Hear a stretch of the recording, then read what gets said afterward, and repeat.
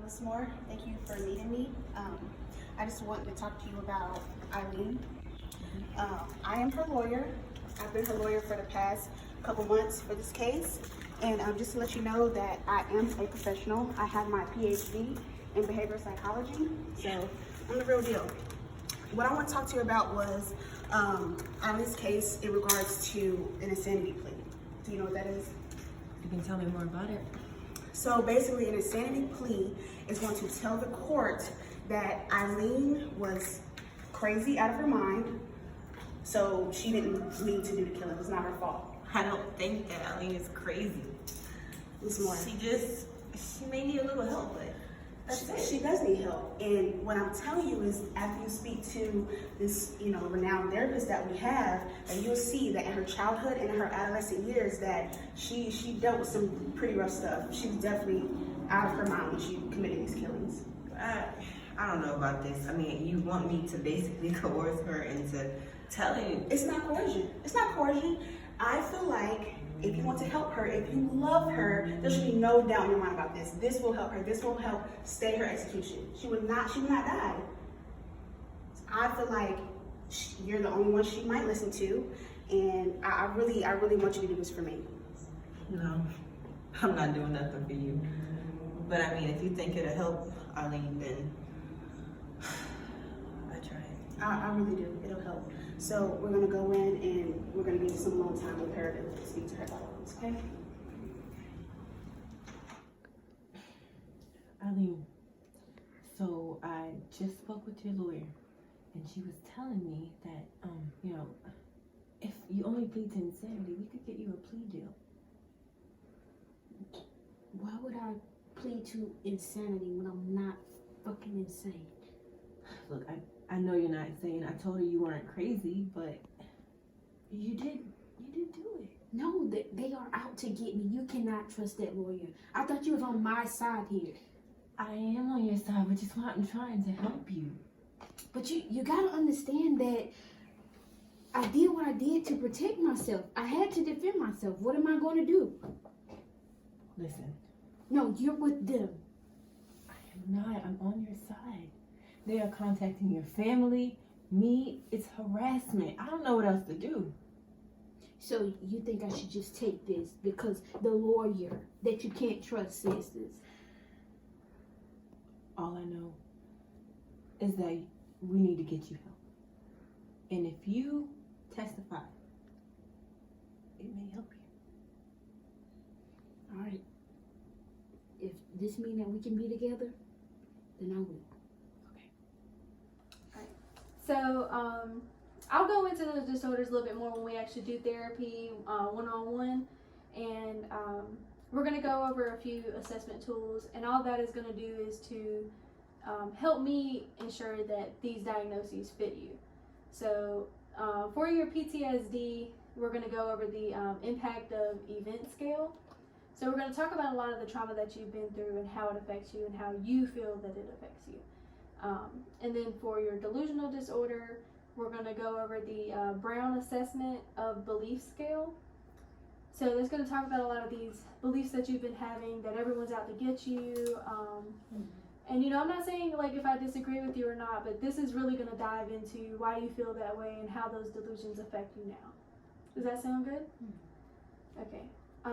So we can schedule a time to meet, and unfortunately Moore won't be able to join us for that, but if you feel comfortable, we'll go ahead and meet up, just us, and go on from there. Does that sound good?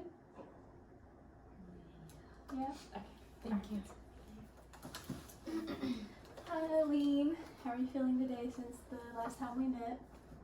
I think I'm alright. You think you're alright?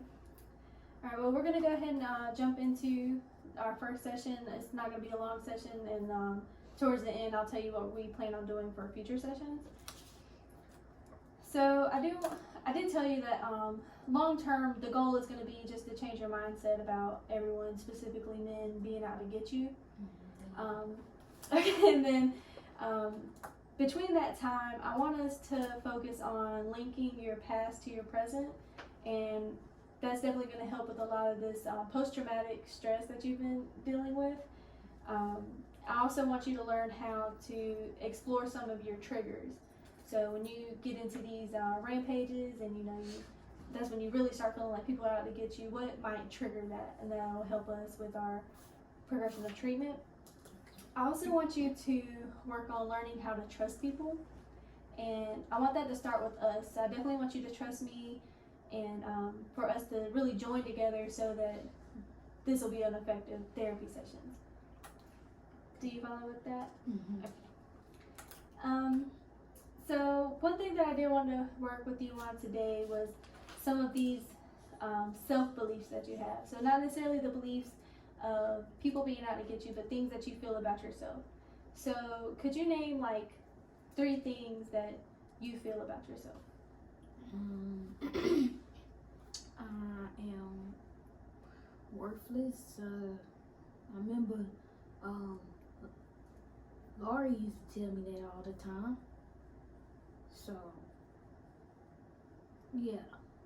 So you feel that you are worthless? Mm-hmm. What's another one? I'm a slut. They used to call me that at school. All those little rugrats used to call me that. They used to call you a slut. Mhm. So has this become a belief of yours that you feel like you are a slut? Might as well be. And can you think of one more? I mean, men are out to get me. Men always- specifically? Yeah. They always attacking me.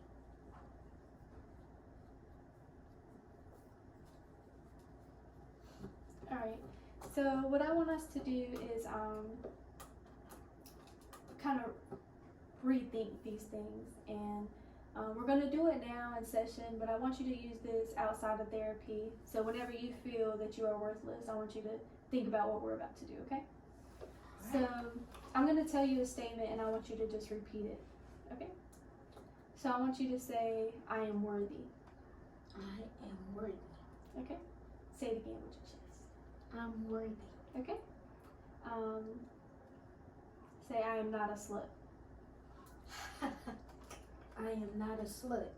okay? And say, not everyone is out to get me. Yeah, that might not be true, but not everyone is out to get me. Okay. So, in times that you're feeling worthless, I want you to just think and even say out loud, I am worthy. I'm worthy. In times that you feel like a slut or people are making you feel like you're a slut, I want you to say with your chest, I am not a slut. I'm not a slut. And then times that you feel that men specifically are out to get you, say, not everyone is out to get me. Not everyone is out to get me. And that one might be hard, but over time we'll get through that. So how do you feel making these statements and rethinking this mindset that you have? I never heard it before. Yeah? Kind of feel like I'm lying. Really? What emotions do you feel?